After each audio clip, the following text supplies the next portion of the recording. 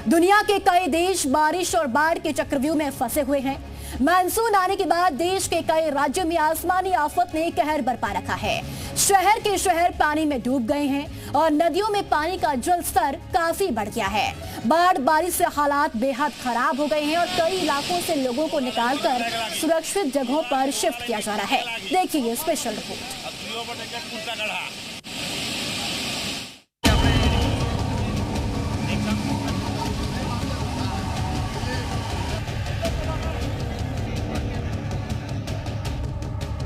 सैलाबी कहर, डूबे कई शहर।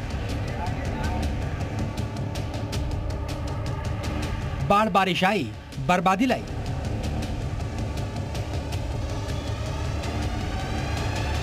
कुदरत का कहर, शहर बने समंदर। जल प्रहार, शहर शहर हाहाकार। दुनिया के तमाम मुल्क बाढ़ बारिश से परेशान हैं। कहीं पर लगातार हो रही बारिश लोगों के लिए परेशानी का कारण बनी है, तो कहीं पर बारिश के बाद आई बाढ़ ने तबाही मचा रखी है। लेकिन इन सब से अलग देश में भी बारिश के बाद आई बाढ़ ने कहर बरपा रखा है। जिन 5 जगहों की तस्वीर आप इस वक्त टीवी स्क्रीन पर देख रहे हैं, वहां बारिश के बाद आई बाढ़ ने लोगों को पूरी तरह परेशान कर दिया है।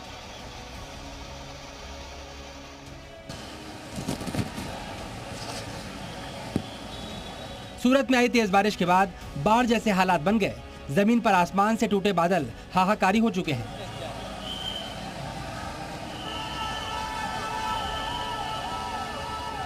आसमान से बरस रही आफत अब लोगों के लिए मुसीबत बन गई है। हर तरफ पानी ने अपना कब्जा जमा लिया है। जनता कुदरत के इस रौद्र रूप से त्राही त्राही कर रही है। गाड़ियां पानी में डूब गई हैं तो सड़कें समंदर में तब्दील हो गई हैं। जिधर देखो पानी ही पानी दिखाई दे रहा है। सूरत शहर में भारी बारिश के चलते पानी भरने की जो समस्या है वो दिखाई दे रही है। सीधे आपको तस्वीरें बताएंगे। सूरत शहर का वेड रोड है। वेड रोड जिस तरह से नदी बह रही हो इस तरह के हाल तो तस्वीरें दिखाई दे रही है। बड़ी बात की जाए तो जिस तरह से सूरत महानगर पालिका है, जिनको प्री मानसून की कामगिरी करनी होती है, लेकिन सही दिशा में कामगिरी न करने की वजह से लोगों को इस तरह से हालाकी का सामना करना पड़ रहा है। आप तस्वीरें में देख सकते हो कि जिस तरह से कमर समान जो ये पानी जो है यहाँ पे दिखाई दे रहा है। तेज बारिश हो रही है सुबह से और बारिश के चलते सूरत के जो वेड रोड है वहाँ की ये तस्वीरें दिखाई दे रही है। राजस्थान के बारा में भी बादल जमकर बरसे। किशनगंज इलाके में हालात इतने बिगड़ गए कि यहां अस्पताल में पानी भर गया, जिससे मरीजों और तीमारदारों को काफी मुश्किलों का सामना करना पड़ा। उधर भंवरगढ़ थाना डूब गया। भंवरगढ़ थाने की हाल पूरा रिकॉर्ड ध्वस्त। आधी से ज्यादा थाने की इमारत पानी में समा गई, जिसकी वजह से कामकाज पूरी तरह बंद हो गया।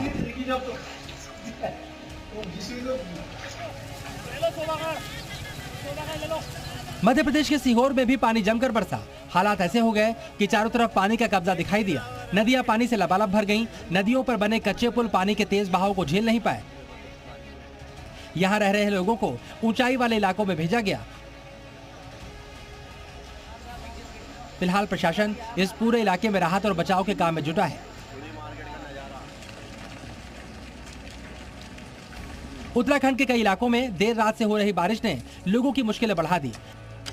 प्रशासन को बद्रीनाथ राष्ट्रीय राजमार्ग बंद करना पड़ा, क्योंकि लगातार हो रही बारिश से हाईवे पर बोल्टर और मलबा आ गया।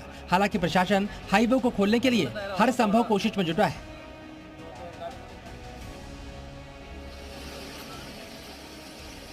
मॉनसून से पहले ही यहां बारिश के बाद नदी का जलस्तर बढ़ने लगा है। नदी का पानी तप्त कुंड के पास वराहशिला तक पहुंच गया। सुरक्षा के लिहाज से स्थानीय प्रशासन ने पर्यटकों को नदी किनारे न जाने की सलाह दी है। जलस्तर बढ़ने के साथ ही नदी के किनारों पर पुलिस टीम को तैनात किया गया। प्रशासन ने सतर्कता बरतते हुए बद्रीनाथ धाम में मौजूद पुलिस और एसडीआरएफ की टीमों को अलर्ट पर रखा है।